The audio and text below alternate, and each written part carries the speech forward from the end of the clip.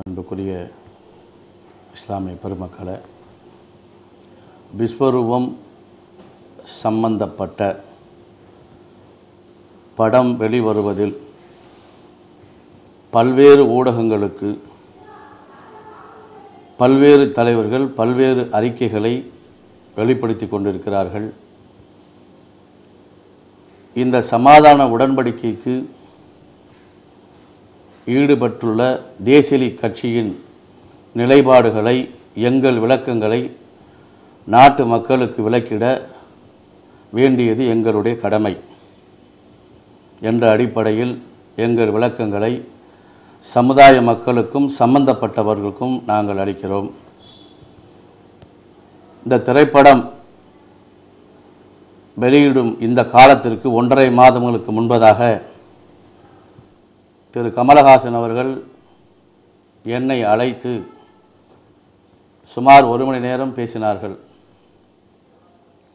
இந்த படத்தில் உள்ள சூழ்நிலையை விளக்கம் சொன்னார்கள். படத்தின் அமைப்புகள், காட்சிகள் என்பன போன்ற அனைத்தையும் சொன்னார்கள். உங்கள் அமைப்பினரிடம் இது சம்பந்தமாக நீங்கள் பேச வேண்டும், தொடர்ந்து நானும் பேசுகிறேன் என்று சொன்னார்கள். காட்சியின் அமைப்புகளை நான் விளங்கி கொண்டு நான் சில சந்தேகங்களை அவரிடம் கேட்டுக்கொண்டு விளங்கி கொண்டேன். படத்தை திரையிட வேண்டும் என்று நான் கோரிக்கை வைத்தேன். படத்தை வெளியிடும் முன்பதாக எங்கள் இஸ்லாமிய அமைப்புகளுக்கு நீங்கள் திரையிடும் முன்பதாகவே எங்களுக்கு திரைப்படத்தை போட்டு காண்பிக்க வேண்டும் என்று சொன்னேன். அவரும் அப்பொழுது சொன்னார், டிடிஹெச்சில் படம் வெளியிடுவது என்பது தியேட்டர் அதிபர்கள், விநியோகஸ்தர்கள், டிடிஹெச் உள்பட பல்வேறு சிக்கல் எனக்கு உள்ளது. எனவே படத்தை வெளியிடும் 5 நாட்களுக்கு முன்பதாக உங்களுக்கு அனைவருக்கும் போட்டு காண்பிக்கிறேன். நீங்கள் அந்த படத்தை பார்த்து உங்களுக்கு ஏதும் நெருடல் இருந்தால் என்னிடம் சொல்லுங்கள், நாங்கள் அதை நீக்குகிறோம். தவிர மீடியாவுக்கு செல்லாதீர்கள் என்று என்னிடம் கேட்டுக்கொண்டார். அதன் அடிப்படையில் இதையே நான் 23 இஸ்லாமிய அரசியல் அமைப்புகளின் கூட்டமைப்பு தலைவர் உள்ளிட்ட சபையில் சென்ற மாதம் நாங்கள் அனைவரும் அமர்ந்திருக்கும் பொழுது இந்த பிரச்சனையை அதிகமாக பேசும் பொழுது கமல் இவ்வாறான கருத்தை என்னிடம் சொன்னார் என்று சொன்னேன். அப்பொழுது எங்களுக்குள் சில வாதங்கள் முற்றியது. உங்களிடம் மட்டும் சொல்வதை நாங்கள் ஏற்க முடியாது, எங்களிடம் சொல்ல வேண்டும் என்று சொன்னார்கள். அதற்கான ஏற்பாடுகளை நான் செய்து தருகிறேன் என்று நான் அமைப்பின் தலைவரிடத்திலே அன்று சொன்னேன். அது சில காரசாரமான பேச்சுக்களுக்கு பின்பதாக அவர் சொன்னதை எங்கள் அமைப்பினர் அனைவருக்கும் நான் பதிய வைத்தேன். அதை யாராலும் மறுக்க முடியாது. அந்த கூட்டம் நான் கமலுக்கு வக்காலத்து பாண்பது போல் ஒன்றை பேசினார்கள். அது எனக்கு மனதளவில் பிடிக்கவில்லை. கமல் சொன்னதை ஒரு தூதுவனாக அவருக்கு சொன்னோம். அவர் சொன்னதை சொன்னோம். நாம் படம் திரையிடப்படும் 5 நாட்களுக்கு முன்பதாக படத்தை காட்டுகிறேன் என்றும் சொல்லியிருக்கிறார். அப்புறம் நாம் படத்தை பார்த்துவிட்டு சாம பேத தண்டம் என்கிற அடிப்படையில் சமாதானமாக பேசுவதா அல்லது எதிர்கொள்வதா, கோர்ட்டுக்கு செல்வதா என்பதை நாம் அப்பொழுது முடிவெடுப்போம் என்று சொன்னேன். ஆனால் அங்கு இருக்கக்கூடிய இதர நண்பர்கள் சிலர் கருத்தை ஆதரித்தார்கள், பலர் அதன் கருத்தை எதிர்த்தார்கள். நம்ம மீது அந்த படத்தை எப்படி எடுக்கலாம் என்று அவர்கள் பேசியது, அவர்கள் கருத்தை பதிய வைத்தார்கள். பின்பதாக அந்த கூட்டம் கலைந்தது. இது 1 மாதத்துக்கு முன்பதாக நடந்தது. காலச்சக்கரம் சுழண்டு இந்த படத்தை பார்க்க வேண்டும் என்று அவர்களே சிலரை வைத்து முயற்சி செய்தார்கள். அதன் தலைவர் உள்ளிட்ட அமைப்பாளர் முயற்சி செய்தார்கள். அதன் அடிப்படையில் என்னிடமும் அந்த கருத்துக்களை பதிய வைத்தார்கள். பத்திரிகை தொடரில் பேட்டியை தந்தார்கள். இது படிப்படியாக ஒவ்வொரு நாளாக நகர்ந்து கொண்டிருந்த சூழ்நிலை.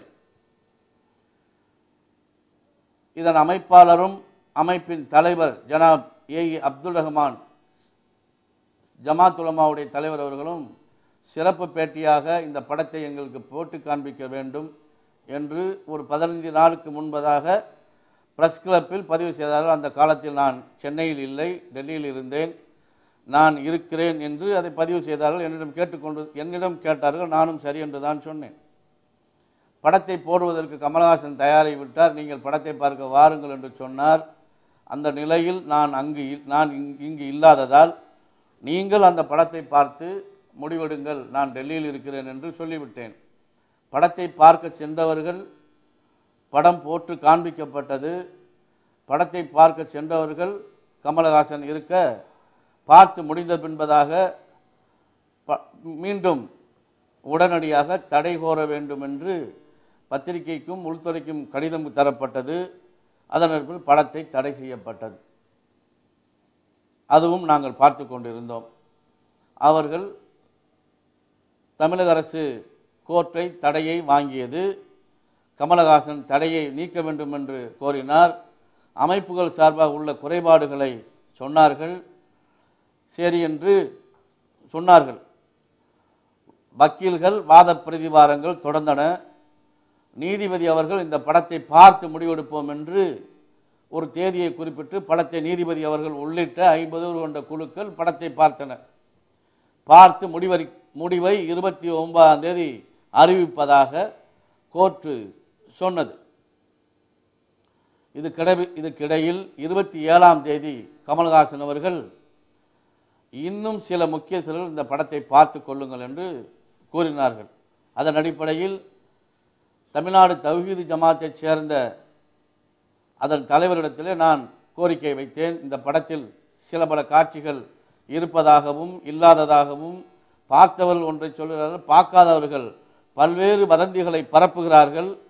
இந்த வதந்தியை பரப்புவதன் அடிப்படையில் எதிர்காலத்தில் படத்தை பார்த்த வெகுஜன மக்கள் நம் மீது ஏதாவது தவறாக சொல்வதற்கு வாய்ப்பு இருக்கிறது. நாமும் இந்த படத்தை பார்த்து கொள்ள வேண்டும் என்று நான் பிஜேயிடம் அவர்களை கோரிக்கை வைத்தேன். அவரும் சரி, இந்த படத்தை பார்த்து கருத்துக்களை நாம் அறிந்து கொள்ளுவோம், கோர்ட்டு தீர்ப்பு என்பதாக எப்படி வருதோ அதன் அடிப்படையில் நாம் பேசிக்கொள்வோம் என்று சொல்லி அவர்களுடைய அமைப்பினர் 4 பேரையும் அழைத்து செல்லுங்கள் நாளை தினம் என்று சொன்னார்கள். நானும் ஜனாப் எம்பி ஜே.எம். ஆரூன் அவர்களும், ஹஜ் கமிட்டி சேர்மனாக இருக்கிற அகில இந்திய சேர்மன் அபூபக்கர் அவர்களும், எக்ஸ் எம்எல்ஏ நிஜாமுதீன் அவர்களும், மேலே நாசர் அவர்களும், இவர்கள் 5 சேர்ந்து சுமார் ஒரு 10 பேர் அந்த காட்சியை நாங்கள் முழுவதாக அந்த படத்தை பார்வையிட்டோம். பார்த்து எந்தெந்த காட்சிகளை நீக்க வேண்டும் என்று குறிப்புகள் எடுத்துக்கொண்டோம். ஜனாப் டிஎன்டிஜே அமைப்பின் தலைவர் அவர்களிடத்திலும் மற்றும் நாங்கள் பார்த்து கொண்ட இதர அமைப்புகளிடத்திலும் படத்தை பார்த்த பின்பதாக வெளியில் பத்திரிகை நண்பர்கள் இருப்பார்கள். எந்த ஒரு ஆட்சேபனையும் எந்த ஒரு கருத்தும் கூறக்கூடாது. ஏனென்றால் நாம் ஒரு ஆட்சேபனையாக கருத்தை சொன்னோம் என்றால் ஏற்கனவே ஆட்சேபனை கருத்துக்களை சொன்ன 23 அமைப்பைச் சேர்ந்தவருடைய கருத்துக்கும் நமக்கும் முரண்பட்டதாக ஆகிவிடும். அந்த கருத்தையே நாமும் ஆமதிப்பது போல் செல்ல வேண்டும் என்று கோர்ட்டு முடிவெடுத்து பின்பதாகத்தான் எந்த கருத்தையும் சொல்ல வேண்டும் என்று நாங்கள் எங்களுக்குள் பேசி முடிவெடுத்து கொண்டோம். பிஜே அவர்களும் தம்புச்செட்டி தெருவில் நடந்த அந்த பொதுக்கூட்டத்தில் கூட இந்த படத்தை பார்த்ததாக சொல்லவில்லை. இதர அமைப்பினரும் இந்த கருத்துக்கு மறுகருத்தும் பேசவில்லை. படத்தை பார்த்தது பின்பதாக எந்தெந்த காட்சியை சிலர் அதிகமாக பொய் சொன்னார்கள் என்று நாங்கள் குறிப்பிடுத்து நானும் பிஜேயும் பேசிக்கொண்டோம். சில காட்சிகள் இல்லாத காட்சிகளை இருப்பதாக அவர்களாக கற்பனை செய்து மீடியாக்கள் வருகிறதே என்று தவறான பல்வேறு காட்சிகளை மீடியா கிடைப்பதற்காக ஒரு படம் வருகிறது, படத்தை தடை செய்யணும் என்றால் தமிழகத்தில் இருக்கக்கூடிய மீடியாக்கள் அதை பூஸ்ட் பண்ண வேண்டும் என்று வரத்தான் செய்வார்கள். கிடைத்துவிட்ட மீடியாவிற்காக வாயில் வந்ததெல்லாம் சில காட்சிகளை சில தலைவர்கள் சொன்னார்கள். இதைத்தான் நாங்கள் குறிப்பில் எடுத்துக்கொண்டோம். நாங்களும் சொல்லவில்லை. 29ஆம் தேதி இரவு 10 மணிக்கு நீதிமன்றம் தன்னுடைய தடையை, இந்த தமிழக அரசு கோரிய தடையை நீக்குவதாக மெரிட் கேஸை மட்டும் தடையை நீக்கியது. நீக்கிய அறிவிப்பு வந்த பின் நானும் இதர அமைப்பினரும் நான் போனில் தொடர்பு கொண்டு இவ்வாறு வந்துவிட்டதே, இது என்ன செய்யலாம் என்று பலரிடம் கேட்டேன். தமிழ்நாடு தகுதி தலைவர் பிஜேயுடையும் நான் இதை கருத்தை பதிவு செய்தேன். இது என்ன இப்படி வந்து விட்டதே, சில காட்சிகளை நீக்கிவிட்டு படத்தை வெளியிடாம் என்று கோர்ட்டுடைய முடிவு வரும் என்று நாம் எதிர்பார்த்தோம். ஆனால் தடையை மட்டும் நீக்குவதாக அறிவித்து விட்டார்களே, நாம் என்ன செய்ய போகிறோம் என்று செய்வதறியாது முழித்து கொண்டிருந்த நிலையில் காலை 9 மணிக்கு பல்வேறு செய்திகள் பல்லிடங்களில் வருகிறது. 12:30 மணி அளவில் திரு கமலஹாசன் அவர்கள் பிரஸ்ஸை அனைத்தையும் அழைத்து அவர் வீட்டில் கிட்டத்தட்ட தமிழகத்தில் இருக்கக்கூடிய மீடியாக்கள் மட்டுமில்லை, இந்தியாவில் இருக்கக்கூடிய அனைத்து மீடியாக்களும் வரவழைத்து தன்னுடைய உருக்கமான பேட்டியை தருகிறார். மறுபடியும் அசௌகரியமான இந்த வீட்டில் உங்களை உட்கார வைப்பதற்காக மன்னிப்பு கேட்கிறேன். காரணம் இருக்கிறது, பிற்பாடு சொல்லுகிறேன். இப்பொழுது தடைக்கு தடை, தடைக்கு தடைக்கு தடை என்று போய்கொண்டிருக்கிறது. எனக்கு இது நிஜமாகவே விளங்கவில்லை. என்னுடைய படம் நடக்கும் களம் ஆப்கானிஸ்தான், அது அமெரிக்காவிலும் நடக்கிறது. இது இந்திய முஸ்லிம்களை கேலி செய்யும் படமாக எப்படி இருக்க முடியும் என்பதை யோசித்து பார்க்கிறேன். அது ஒரு புறம் இருக்க, நான் உள்பட அனைவருமே கருவிகளாகிவிட்டோம், என்னுடைய முஸ்லிம் சகோதரர்கள் உள்பட என்று எனக்கு தோன்றுகிறது. அதுவும் ஒரு புறம் இருக்கட்டும். இப்ப வாதங்களை எல்லாம் நீங்க கேட்டிருக்கீங்க, எல்லாரும் பேசிட்டு இருக்காங்க. என்னுடைய ரசிகர்கள் தியேட்டருக்கு போய் வெளியே அனுப்பப்பட்டிருக்கிறார்கள் போலீஸ்காரர்களால். இப்ப எனக்கு என்ன அவசரம் என்பதை நான் சொல்கிறேன், மற்றவர்களுக்கு என்ன அவசரமோ எனக்கு தெரியாது.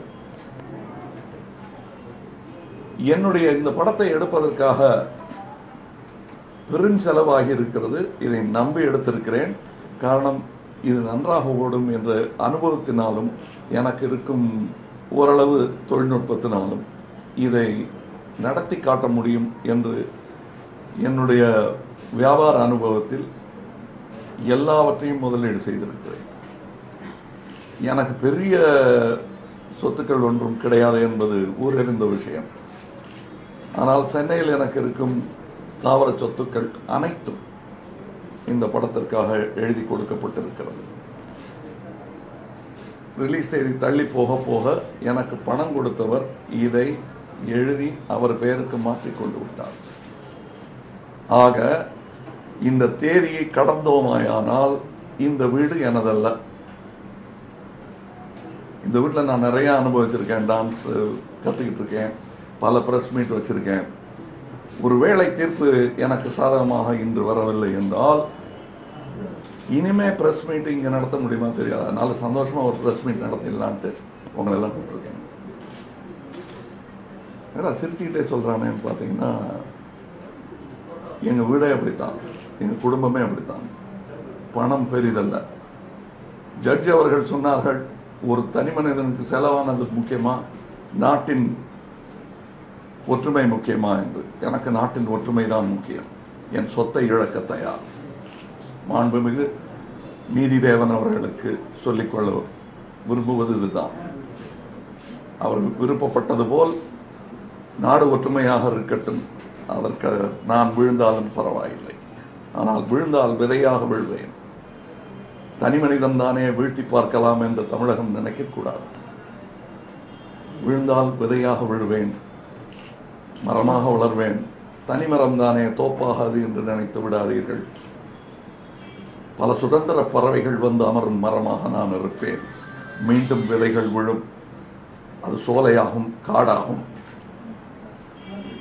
ஆனால் விதை நான் போட்டது. என் வசனமே எனக்கு கை வருவது சந்தோஷமாக இருக்கிறது. எனக்கு அரசியல் கிடையாது, மதம் கிடையாது என்பது எல்லோருக்கும் தெரியும். எல்லா கட்சி பிரமுகர்களும் இந்த வீட்டிற்கு கூட பல முதலமைச்சர்கள் வந்து சென்றிருக்கிறார்கள் என் தகப்பனாரின் நண்பர்களாக. நானும் அப்படித்தான் எல்லோருடனும் நழுவாமல் வழுவாமல் யார் மனதும் புண்படாமல் மனித நேயம் பாதகப்படாமல் எனக்கு மனதில் பட்ட நியாயங்களை தைரியமாக சொல்லக்கூடியவன் நான். எனக்கு மதம் கிடையாது, மனிதம்தான் என்பது உங்கள் பலருக்கும் தெரியும். இப்பொழுது நான் இங்கே வந்திருப்பது நிலை விளக்கம், என் தன்னிலை விளக்கம் இல்லை, அது சொல்லிட்டேன். இது இப்போ நீங்கள் என்ன பண்ண போறீங்கன்னு, எனக்கு நிறைய வீடு இருக்கு சாப்பிட்றதுக்கு, தங்கத்தான இடம் இல்லை. என்னை குடியமர்த்துவது எப்படி என்று தமிழ் ரசிகர்களுக்கு தெரியும். என்னுடைய மூத்த சகோதரர் உடம்பு முடியாமல் இருக்காரு. உனக்கு புரியலையா, உலக நாயன்னு ஒன்று பேர் வச்சது, ஊரை விட்டு வெளியே போ, உள்ளூரில் என்ன பண்ணிட்டு இருக்கேன்னு சொல்றாங்க. அவ்வளோதான். எனக்கு மதசார்பற்ற ஒரு இடம் வேண்டும். அது தமிழகமாக இல்லாமல் போய்விட்டால் மதசார்பற்ற மாநிலம் இந்தியாவில் உள்ளதா என்று தேடி குடியமர்வேன். இருந்ததெல்லாம் போயிட்டு இழப்பதற்கு ஒன்றுமில்லை என்னும் பொழுது குடியமர நான் உகந்ததாக கருதும் மாநிலத்தில் தங்கலாம் என்று இருக்கிறேன். காஷ்மீர் முதல் கேரளம் வரை தமிழகத்தை ஒதுக்கி வைத்திருக்கிறேன். நீங்கள் பார்ப்பீர்கள். எனக்கு இடம் கிடைக்கவில்லை என்றால் மதசார்பற்ற ஒரு நாடு தேடி போவேன். திரைக்கடலோடி திரவியம் தேடுவேன். ஆனால் யாருக்கும் கடன் வைக்க மாட்டேன். என் பழக்கம் அது அல்ல. ஜீரோ டாக்ஸ் அரியர். அந்த தைரியத்தில் தான் நான் இங்கே உட்காந்து பேசிட்டு இருக்கேன்.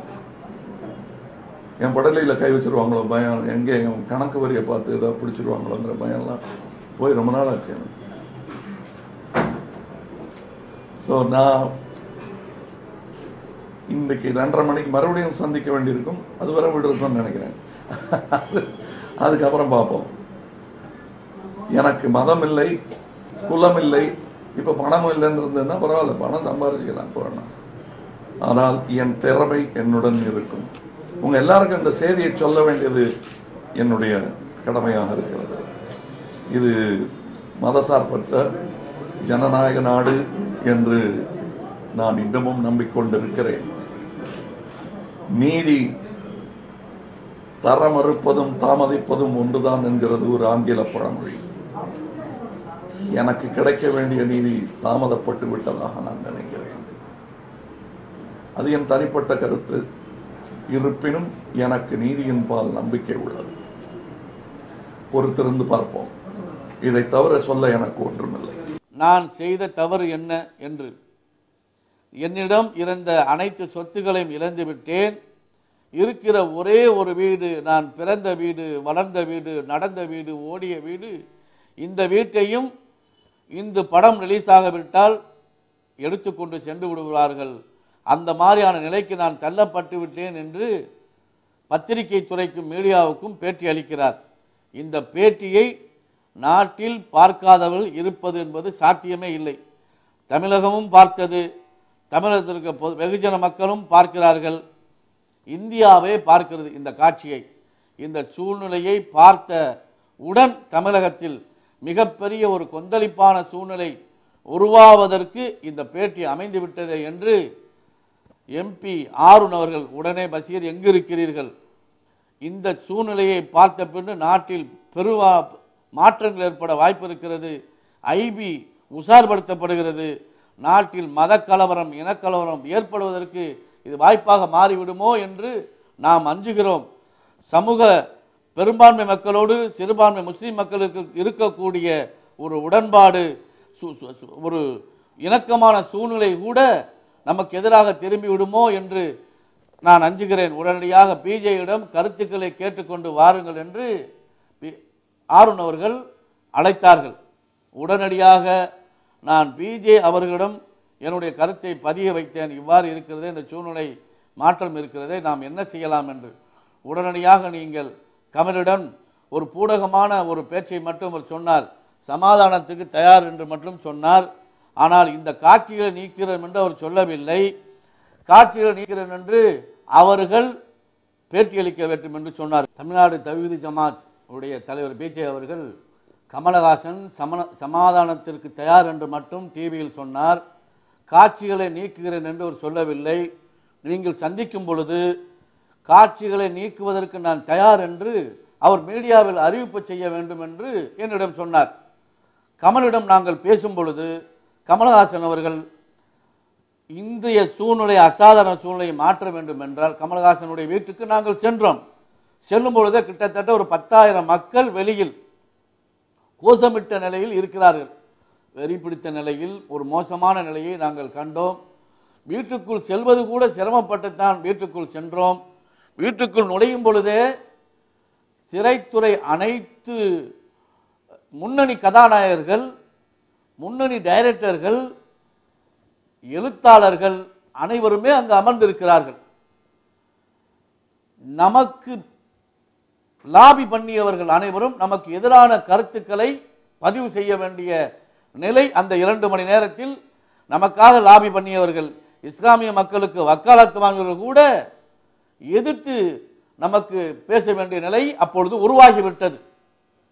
இந்த நிலையில் நாம் மாற்றம் காண வேண்டிய அவசியம் என்று கமலிடம் நாங்கள் போகும்போது சாதாரணமாக சமாதானத்தில் வாய்ப்பு இருக்கிறதா என்று தான் நாங்கள் போனோம். நான் போனது தேசிய லீக் கட்சியின் தலைவராக, காங்கிரஸ் கட்சியின் எம்பி அவர்களும், முஸ்லீம் லீக்கை சேர்ந்த ஜெயினுல் ஆபுதீன் அவர்களும் நாங்கள் அங்கு போயிருந்தோம். நாங்கள் போனதே வாய்ப்பு இருக்கிறதா என்று பார்ப்பதற்குத்தான் போனோம். போகும்பொழுது கமலஹாசன் அவர்களிடம் இந்த அசாதாரண சூழ்நிலையை மாற்ற வேண்டும் என்றால் நாங்கள் சொன்னவற்றை நீங்கள் கேட்டுக்கொண்டால் மாற்றுவதற்கு வாய்ப்பு இருக்கிறது என்று சொன்னோம். ஆனால் உடனடியாக கமலஹாசன் அவர்கள் என்ன செய்ய வேண்டும் என்று கேட்டார். நாங்கள் சொன்னது குர்ஆன் சம்பந்தப்பட்ட அனைத்து காட்சியும் நீக்க வேண்டும், பல்வேறு காட்சிகளில் இருக்கக்கூடிய நெருடலான காட்சிகள் நீக்கப்பட வேண்டும், சில பல காட்சிகள் மியூட் செய்ய வேண்டும் என்று ஒன்றொன்றாக சொன்னோம். சொல்ல சொல்ல சொல்ல உடனடியாக டெக்னீசியர்களை வரவழைத்தார். அது இருக்கக்கூடிய எடிட்டோரியத்தில் அனைவருமே அங்கு இருந்தார்கள், வரவழைத்தார். இந்தந்த காட்சிகள் இந்தந்த காட்சிகள் நீக்க வேண்டும் என்றோம். உடனடியாக நீக்க வேண்டிய நீக்கிவிடும் சொன்னோம். நாங்கள் சொன்னோம்.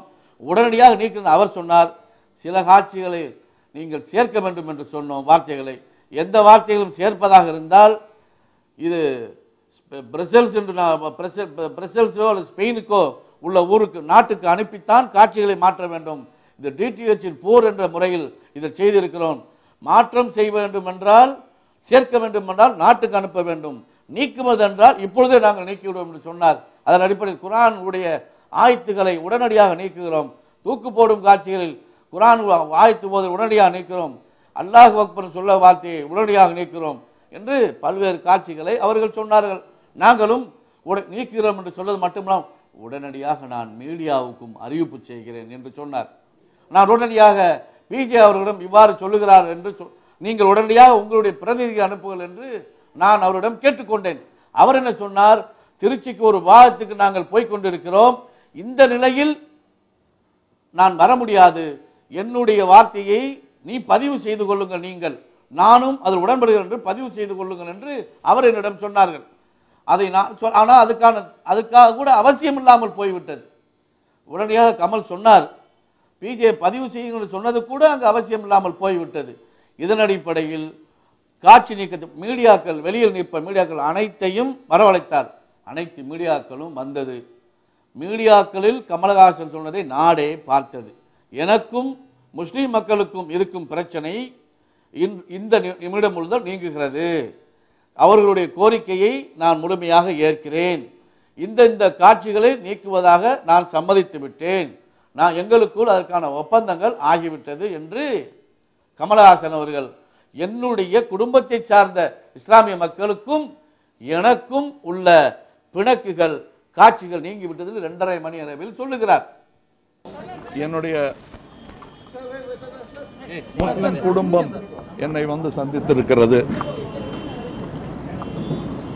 என்னுடைய வண்ணம் என்ன, எண்ணம் என்ன என்பதை நன்கு தெரிந்தவர்கள் இவர்கள். அனைவருமே அப்படித்தான். ஒரு சிலருக்கு கருத்து வேறுபாடு இருந்தது. அதை இப்பொழுது நாங்கள் சுமூகமாக பேசி திருக்குர்ஆன் சம்பந்தப்பட்ட சில வரிகள் அவர்கள் மனது புண்படும்படி இருந்திருந்தால் அதை நீக்குவதற்கு நான் தயார் என்று சொல்ல அவர்கள் சில காட்சிகளை குறிப்பிட்டார்கள். சரிங்களா? அந்த காட்சிகளை நான் நீக்குவதாக ஒத்துக்கொண்டிருக்கிறேன். எங்களுக்குள் இனி பிரச்சனை இல்லை. இதில் வாக்குவாதத்திற்கு இனி இடமில்லை எங்கள் மத்தியில். அதாவது முஸ்லிம்களுக்கும் என் திரைப்படத்திற்கும் இனி வித்தியாசம், கருத்து வேறுபாடுகள் இல்லை. ஆனால் இப்பொழுது வேறு சில விபரீதமான செய்திகள் என்னை வந்து அடைந்து கொண்டிருக்கின்றன. அவை எனக்கும் நாட்டிற்கும் பதற்றம் தரக்கூடிய செய்திகளாக இருக்கும். எனது முஸ்லிம் குடும்பத்திற்கும் எனது முஸ்லிம் ரசிகர்களுக்கும் மொத்தமாக மற்ற எனது ரசிகர்களுக்கும் எந்த ஆபத்தும் வராமல், வேறு தரப்பிலிருந்து எந்த ஆபத்தும் வராமல் பாதுகாக்க வேண்டியது சட்டத்தின் கடமை, அரசின் கடமை, காவல்துறையின் கடமை என்பதை வேண்டி கேட்டுக்கொள்கிறேன். இவர்களும் சாட்சி, தமிழகமே சாட்சி. நன்றி, வணக்கம். தமிழுங்க இருங்க, அவங்க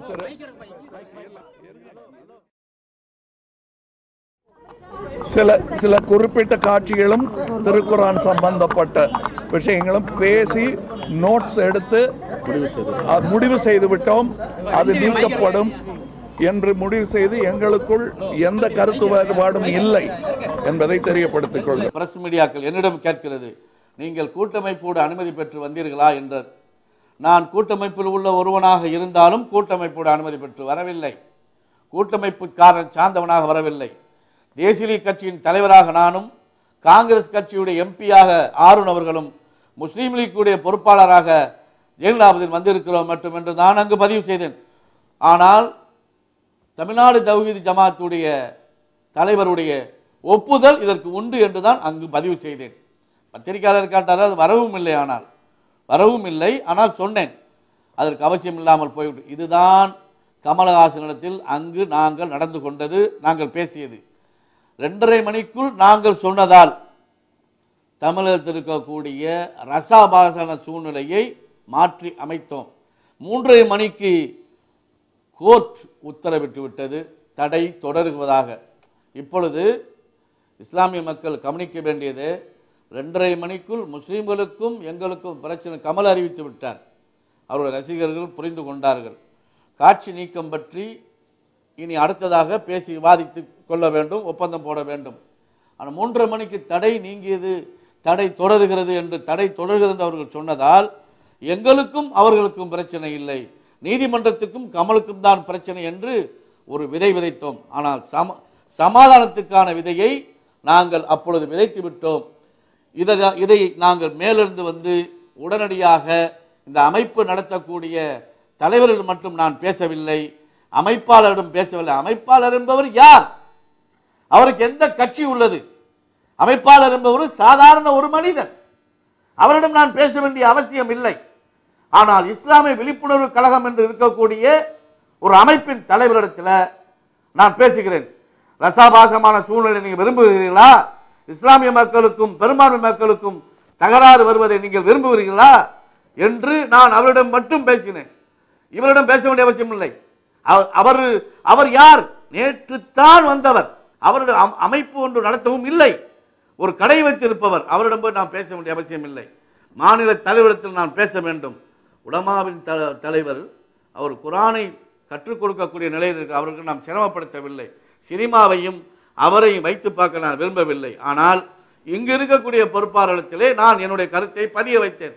உடனடியாக கமலஹாசன் அவரிடத்திலே நீங்கள் இது பேசி தீர்த்து கொள்ளுங்கள், நாங்கள் விதைத்து விட்டோம், நீங்கள் தொடருங்கள் என்று மத்தியானம் 1:30 தொடங்கி 2:30 தொடங்கி இரவு 10 வரை நானும் எம்பி ஆருண் அவர்களும் பேச்சுவார்த்தை. ஏன்னா பிஜே அவர்கள் அப்படித்தான் சொன்னார், 23 அமைப்பிடத்திலும் சூழ்நிலையை விலக்கி சொல்லிவிடுங்கள், அவள் தொடர சொல்லுங்கள் என்று நாங்கள் சொல்லிவிட்டோம். எங்களுக்கு விளம்பரம் நோக்கம் எங்களுக்கு இல்லை. சமாதானம் கிடைக்க வாய்ப்பு இருக்கிறதா என்று பார்த்தோம். சமாதானத்திற்கான வழி கிடைத்தது. சமாதானத்தை நாங்கள் மேற்கொண்டோம். சமாதானத்திற்கு கமலஹாசன் ஒப்புக்கொண்டார். நாடில் இருக்கக்கூடிய முஸ்லிம் அப்பாவி மக்கள் காப்பாற்றப்பட்டார்கள். இதுதான் உண்மை. இதற்கு பின்பதாக இரவு 9 மணி டு 10 மணி லைவ் ப்ரோக்ராமில் நான் அமர்ந்திருக்கும் பொழுது EVKS இளங்கோவன் அவர்களும் ஃப்ரண்ட்லைனுடைய சீஃப் எடிட்டரும் நானும் தொகுப்பாளரும் அமர்ந்திருக்கும் பொழுது சூழ்நிலையை விளக்கி கேட்டுக்கொண்டிருக்கிறார். அது கேட்கும் பொழுதே அவர் அறிவுபூர்வமான கேள்வியை அமைப்பாளர் கேட்கிறார். நீங்கள் அமைப்பில் இருக்கிறீர்களா? அமைப்பில் இருக்கிறேன். ஆனால் கமலிடம் பேசும் பொழுது நான் அமைப்பில் ஒருவனாக அமைப்பு சார்ந்து அனுமதி பெற்று போகவில்லை. காங்கிரஸ் கட்சியுடைய அனுமதி பெற்றுத்தான், சோனியா காந்தி அனுமதி பெற்றுத்தான் ஆருண் போக வேண்டும் என்ற நிலை அவருக்கு இல்லை. நான் ஒரு அமைப்பில் இருந்தாலும் ஒரு கட்சியின் தலைவர் என்று தான் நான் போனேன் என்று சொல்லிக் கொண்டிருக்கும் போதே தமிழ்நாடு முஸ்லிம் முன்னேற்ற கழகத்தின் தலைவரின் ஒருவரும் ராமநாதபுரம் சட்டமன்ற உறுப்பினராக இருக்கக்கூடிய ஒரு படித்த பொறுப்பாளரும் இருக்கக்கூடிய ஜவாஹிர்லா அவர்கள் இவருக்கு என்ன அருகதை இருக்கிறது என்று கிட்டத்தட்ட பல லட்சம் பேர் பார்த்து கொண்டிருக்க காட்சியை என்று தன்னுடைய அறியாமையை அவர் வெளிப்படுத்துகிறார். திரு ஜவாஹிருல்லா, நீங்க தொலைபேசி இணைப்பில் இருக்கிறீங்க. வணக்கம். ஒரு விரைவான தீர்விற்கு இதில் புகுந்திருக்கும் அரசியல் ஒரு குறுக்கீடாக இருக்கிறதா? அதற்கு முன்பு நான் சில விளக்கங்களை தர வேண்டும். இந்த நிகழ்ச்சியில பேசிக் கொண்டிருக்கக்கூடிய சகோதரர் பஷீர் அவர்கள் எங்களுடைய அனைத்து முஸ்லிம் இயக்கங்கள் மற்றும் அரசியல் கட்சிகள் கூட்டமைப்பிலிருந்து பல மாதங்களுக்கு முன்பாகவே விலகிவிட்டவர். கூட்டமைப்பின் சார்பாக கருத்து சொல்வதற்கு அவருக்கு எந்த விதமான அருகதையும் இல்லை. அதே போல எங்களுடைய கூட்டமைப்பினுடைய ஒருங்கிணைப்பாளர் AK அனிசாவிடம் எந்த விதமான தகவலும் சொல்லாமல் தான் போனார். அவர் நான் தமிழ்நாடு தௌஹீத் ஜமாஅத்தினுடைய தலைவர் P. ஜெயலலிதாவின் சார்பாகவும் இந்த கமலஹாசனை சந்தித்ததாக சொன்னார். அந்த தகவல் உண்மையா என்பதையும் நான் கேட்டறியும் போது அது சரியல்ல என்பதையும் அவர்கள் தெரிவித்திருக்கிறார்கள் என்பதை நான் முன்னுரையாக சொல்லிக்கொள்ள விரும்புகின்றேன். ஐயா, அதே சமயம் சற்றே குறுக்கீடுக்கு மன்னிக்க வேண்டும், சற்றே பெரிய வார்த்தைகளை உபயோகப்படுத்தும் பொழுது அதற்கு நீங்களே பொறுப்பேற்றுக் கொள்ள வேண்டிய நிலையில் இருப்பதையும் நான் குறிப்பிட விரும்புகிறேன். நீங்கள் நான் ஒன்றும் தனிப்பட்ட முறையில் நினைக்கவில்லை. முஸ்லிம் கூட்டமைப்பு பல மாதங்களுக்கு முன்பாக வந்து ஒரு முழுமையா முடித்து வேண்டும். ஜஃபருல்லா அவர்கள் என்னை மன்னிக்க வேண்டும். நீங்கள் ஒரு 10 பேரோ 15 பேரோ கோடிக்கணக்கான முஸ்லிம்களுக்கு நீங்கள் தான் தலைவர்கள் என்று சொல்கின்றீர்களோ அதே போன்ற உரிமை பஷீருக்கும் உண்டு. ஆகவே நீங்கள் சொல்வதாலேயே அவர் முஸ்லீமாக இல்லை என்று யாரும் மறுத்துவிட மாட்டார்கள். ஆகவே நீங்கள் அவருடைய கருத்தை மறுக்கலாம் அல்லது அவருடைய கருத்தை நீங்கள் வரவேற்கலாம் ஒழிய நீங்கள் முஸ்லீமுக்காக பேசக்கூடாது என்று சொல்வது கண்டிப்பாக நியாயமில்லை.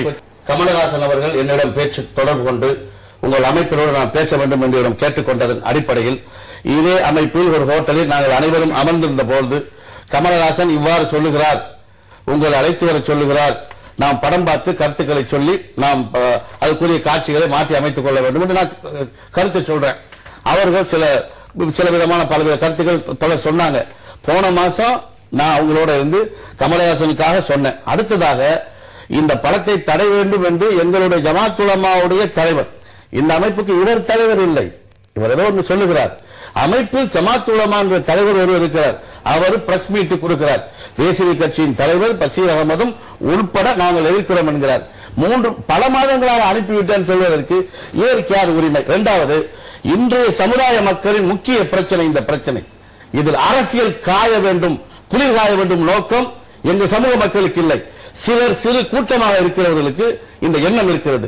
நாங்கள் எங்களுடைய அமைப்புகள் என்பது நாங்கள் யாரையும் கொச்சைப்படுத்த விரும்பாததால் நாங்கள் யாரையும் கொச்சைப்படுத்தி சொல்லவில்லை. இவரை நீக்கிவிட்டோம் என்கிறார். இந்த சூழ்நிலையில் இளங்கோவன் அவரை கண்டிக்கிறார். வார்த்தையை விடாதீர்கள், நீங்கள் மட்டுமே இஸ்லாமிய மக்கள் ஒற்றுமொத்த பிரதிநிதியாக போல் பேசாதீர்கள் என்கிறார். நான் அப்பொழுதே சொன்னேன், நீக்குவதற்கு இவருக்கு என்ன அருகதை இருக்கிறது? டிஎம்எம்கே அமைப்பு பொறுப்பாளர் அவர். நான் அந்த கட்சியில் உள்ளவன் அல்ல, தேசிய கட்சி அமைப்பாளராகத்தான் நான் வந்திருக்கிறேன். ஆனால் தமிழ்நாடு தவ்ஹீத் ஜமாத்தை சார்ந்த ஜெயின்லாபுதீன் அவர் தலைவர் ஜெயின்லாபுதீன் அவர்களுக்கு பிஜேக்கும் இதில் உடன்பாடு உண்டு என்று தான் சொன்னேன். அவருடைய பிரதியாக வந்தேன் என்று கூட நான் சொல்லவில்லை. ஏன்னா சிடியை பார்த்து கொள்ளட்டும், அதான் சரியாக இருக்கும். சிடி என்னிடம் உள்ளது, நாட்டு மக்கள் அதை பார்த்திருக்கிறார்கள், உள்ளது என்றுதான் நான் சொன்னேன். ஆனால் தன்னுடைய அறியாமையும் கசப்புணர்வையும் வெளிப்படுத்தும் விதமாக அவர் சொல்லுகிறார், சமாதானத்தை இவர்கள் விரும்பவில்லையா இல்லையா என்பது வேறு. இவருடைய முடிவு, நாங்கள் எடுத்த முடிவு இந்த படத்தை தடை செய்ய வேண்டுமா மட்டும்தான் என்று சொல்லியிருந்தால் நானும் அவர்களோடு சேர்ந்து சல்யூட் பண்ணி அப்படியே அமைதியாக இருந்திருப்பேன். இவருடைய நோக்கமே எழுதி வைத்து விட்டால் இந்தந்த காட்சியை நீக்க வேண்டும், இந்தந்த காட்சியை நீக்கிவிட்டு படத்தை வெளியிடுவது தடையில் என்று அவர்களே எழுதி வைத்திருக்கிறார்கள். ஆனால் அப்படி இருக்கும்போது இது சமாதானத்தை யார் செய்தார் என ஒரு சாதாரண ஒரு முஸ்லீம் தொண்டனாக கூட போய் செய்யலாம். ஆனால் இவருடைய காழ்ப்புணர்ச்சியை எவ்வாறு வெளிப்படுத்துகிறார்? இவர் இந்த அமைப்பு விலக்கி விட்டார். நான் போன மாதம் முன்னாடி உங்கள்கிட்ட தானே சொன்னேன், பல மாதங்களாகி என்று பொய்யை சொல்லுகிறார். போன மாதம் போது தானே உங்கள்கிட்ட எல்லாத்தையும் கமல் சொன்னதை சொன்னேன். 10 நாளைக்கு முன்பதாக அவருடைய டிவியில் பசீர் அகமது இருக்கிறான்ற பேப்பரில் அனைத்துமே வந்திருக்கிறது. உங்கள் முகத்தில் கரியை நீங்களே ஏன் பூசிக்கொள்ளுகிறீர்கள், உங்கள் அறியாமை ஏன் நீங்களே கேட்டு வெளிப்படுத்துகிறீர்கள் என்று சொல்ல முடியவில்லை. ஆனால் இதை சமுதாய மக்கள் மட்டுமே பார்ப்பார்கள், சமூகத்துக்கு தெரியப்படுத்த வேண்டும் என்று தான் அவருடைய அறியாமை வெளிப்படுத்துகிறார் என்று நான் இப்பொழுது உங்களோட விளக்கம் சொல்லிக் கொண்டிருக்கிறேன்.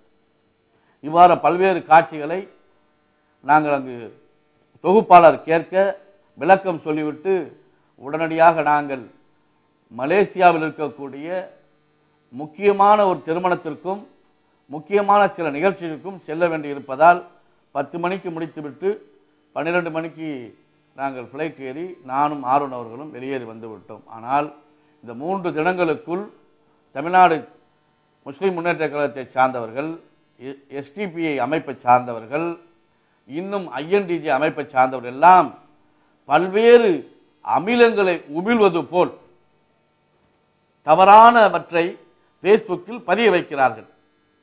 இதற்கு காரணம் என்ன என்று எனக்கு விளங்கவில்லை. தமிழ்நாட்டில் அசாதாரண சூழ்நிலை வருவதை இவர்கள் விரும்புகிறார்களா? மிகப்பெரிய வெகுஜன மக்களோடு மோதல் காண்பதை இவர்கள் விரும்புகிறார்களா?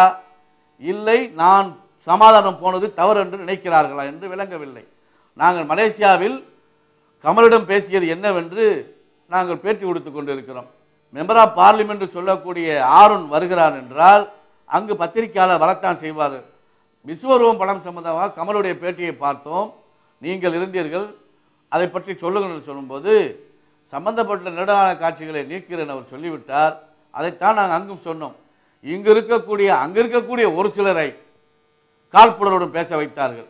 அங்கு இருக்கிற படங்களை டிஸ்ட்ரிபியூஷன் வாங்கியிருக்கிறார்கள், வெளியிட வந்திருக்கிறோம் என்று வெளியிடத்தான் இவர் பொய் சொல்கிறார் என்று எப்படியெல்லாம் காழ்ப்புணர்வாக பேச வேண்டுமோ, எவ்வாறெல்லாம் தவறாக பேசிவிட வேண்டுமோ அனைத்தையும் சொல்லிவிட்ட நிலையில் இதற்கு காரணம் எமக்கு விளங்கவில்லை. பிஜேயிடம் தொடர்பு கொண்டோம், பிஜே தொடர்பு கொள்ளவில்லை. பிஜேக்கு நாங்கள் விளக்கம் சொல்ல வேண்டியது கட்டாயமாக இருக்கிறது. நான் ஒரு கட்சியை நடத்துகிறவன், தேசிய கட்சியில் நான் நடத்துகிறவன், காங்கிரஸ் கட்சியின் எம்பியாக இருக்கிறவர் அவர். இவர்கள் நாங்கள் சமாதானத்தூர போகும் பொழுது பிஜேயிடம் அனுமதி பெற்றோம், அவருடைய ஆட்களை அனுப்பவில்லை. ஆனால் பிஜே சொன்னது எங்களிடம் கேட்டு சென்றால் போக சொன்னார் என்றால் சொன்னார். நான் பசீரை எங்களுடைய பிரதியாக அனுப்பவில்லை என்று அவர் சொன்னது மட்டும்தான் இந்த மாற்றத்திற்கு காரணமாக அமைந்துவிடும். இரவு 9:30 மணிக்கு திரு ஜவாஹிருல்லா அவர்கள் நாங்கள் இவரை நீக்கிவிட்டோம், பிஜே அவர்களுடைய ஒப்புதலை பெறவில்லை என்று அவர் சொன்னார் என்று சொன்னார். அது வழிமொழிந்தது போல் காலை 5:30 மணிக்கு டிஎன்டிஜேயுடைய நெட்டில் பிஜே பேசுகிறார். நாங்கள் பசீரிடம் இன்னதை சொன்னதெல்லாம் உண்மை, ஆனால் பசீர் அகமது அவர்களை டிஎன்டிஜியுடைய பிரதியாக அனுப்பவில்லை என்று சொன்னார். இதுதான் முஸ்லிம் அமைப்பில் இருக்கக்கூடிய தொண்டர்களுக்கு ஒரு தவறான பேச்சை பேசுவதற்கு வாய்ப்பாக மாறிவிட்டது. பிஜே அவர்கள் ஏன் அவர் சொன்னார்கள், நான் தேசிய கட்சியுடைய ஒரு தலைவர், இன்னொரு அமைப்பு பிரதியாக நான் எவ்வாறு போக முடியும், நான் அவ்வாறு சொல்வதற்கு என்ன எனக்கு தகுதி இருக்கிறது, நான் டிஎன்டிஜேயுடைய ஒரு பொறுப்பாளரும் அல்ல, பிரதிநிதியும் அல்ல, தேசிய கட்சியுடைய தலைவர் என்றுதான் நான் பதிவு செய்திருக்கிறேன். அவர் பிஜே அவர்கள் டிஎன்டிஜேயுடைய பிரதிநிதி என்று சொல்லாத ஒன்றை சொன்னதால் பல்வேறு அமிலங்களை, பல்வேறு தவறான வார்த்தைகளை கேட்கக்கூட பார்க்கக்கூட கூசும் அளவிற்கு என்னையையும் ஜனாப் JM ஆருண் MP அவர்களும் பேசுவதற்கு அந்த வார்த்தை தான் காரணமாகிவிட்டது. மலேசியாவில் இருக்கும் பொழுது கூட பல்வேறு அந்த வேதனையான காட்சிகளை நாங்கள் இதுவரைக்கும் சொந்த காசை போட்டு அரசியல் பண்ணுகிறவர்கள், சமுதாயத்திற்கான நன்மையை செய்வதற்கு என்னென்னலாம் வழி இருக்கிறதோ அதை செய்தவர்கள். ஆனால் தவறான மற்றவருடைய பேச்சுக்கு பிஜேயுடைய வார்த்தை தான் அமைந்து விட்டது. மறுநாள் காலையில் பத்திரிகையில் முழுவதும் கமலஹாசனுடைய பேட்டி, நாங்கள் அருகாமிருந்த பேட்டியை பத்திரிகை உலகங்கள் வெளிப்படுத்துகிறது. இதை கண்டு 23 அமைப்பினரும் உடனடியாக கமலுடன் தொடர்பு கொண்டு நாங்கள் காட்சிக்கான நீக்கம் பற்றி பேச வேண்டும் சொல்லியிருந்தால் அது ஒரு நியாயம். ஆனால் பஷீருக்கு தகுதி என்ன இருக்கிறது, ஆருணுக்கு என்ன தகுதி இருக்கிறது, நாங்கள் இரும்பு கோட்டை, நாங்கள் எக்கு கோட்டை தகர்க்க முடியாது என்றெல்லாம் பேட்டியை தருகிறார்கள். நான் கேட்கிறேன் அவர்களுடைய அறியாமைக்கு, உங்கள் நிலைப்பாட்டில் விசுவரூபம் படத்தை தடை செய்ய வேண்டும் மட்டுமே என்றால் நீங்கள் பேசுவது நியாயம்.